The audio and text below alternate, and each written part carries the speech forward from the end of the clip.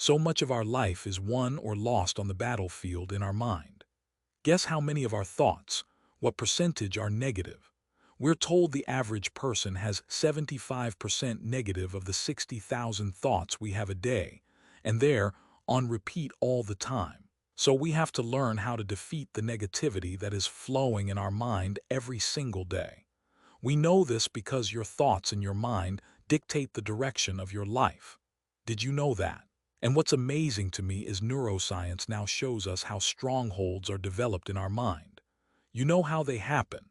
Here's what neuroscience tells us. Every single time you have a thought, it creates a neural pathway. Now, if you have one thought, it's not a strong pathway. It's not easy to think that thought again. But every time you have a thought, it makes the pathway stronger. So when you have a thought hundreds or thousands of times, it's easier to think the thought again and again and again. What is it doing? It's developing a stronghold. Watch what happens in your thought life. You have one thought, it's like one brick, two bricks, three. That's not hard to get over. Hey, you can maybe get over that. But when you have a thought thousands and thousands and thousands of times, it develops a stronghold in your mind. We demolish arguments and every thought that sets itself up against the knowledge of God. We take captive every thought and make it obedient to the truth.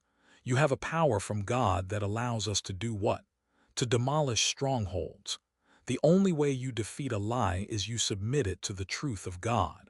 Every time you think a thought, it's creating a neural pathway like a roadway in your mind.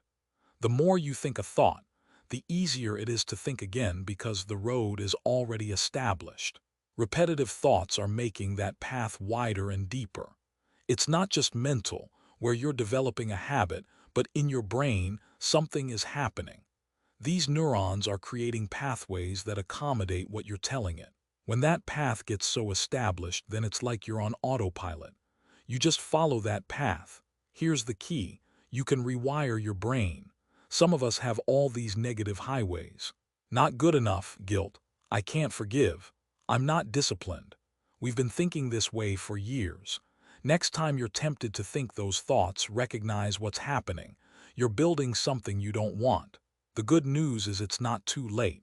You can rewire your brain. You can build new pathways that'll make it easier on you. Pay attention to what you're thinking, especially the repetitive thoughts, what you're telling yourself all through the day. If that recording is negative, you're defeating yourself. We are commanded to guard our mind. That's the command center. You can break any stronghold that's held you back. The forces that are for you are greater than forces that are against you. When you get in agreement with God and start meditating on what He says, now your repetitive thoughts are full of faith, hope, and victory. You will come out of those mental ruts. That's what it means to be transformed by the renewing of your mind. No more, I'm a victim, I've been through too much. That's going to keep you in the ditch. How about, I am a victor? God always causes me to triumph. That's not just being positive. It's not just having faith. That's rewiring your brain. That's building new highways. That's what's going to bring you out of that mental rut and allow God to do what only He can do. The more you do something, the more natural it becomes. Of course, you already knew that, but you may never have understood why. As a neural pathway forms in your brain, thinking a thought or taking an action can go from being very difficult to very easy. With enough repetition, falling into a neurological rut will be automatic. You were designed to smoothly, efficiently create and fall into habits, into neurological ruts or pathways. God has designed us. He has formed us to be able to follow patterns in our life, and to form connections in our brain that speak directly to our behaviors and also to our identities. And this can be a really good thing for things like brushing your teeth, right? How many of us can just brush our teeth without a thought? How do you know how to do that?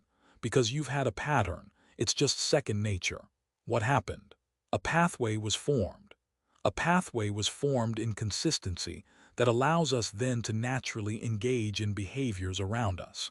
But this can also be negative when we find those pathways formed carelessly in response to the hurt, the brokenness, and the shame of our world. Behaviors that unintentionally over time begin to shape who we believe ourselves to be. Statements like, I'm not good enough. I'm not worthy enough. They're these identity statements that are deeply rooted in us.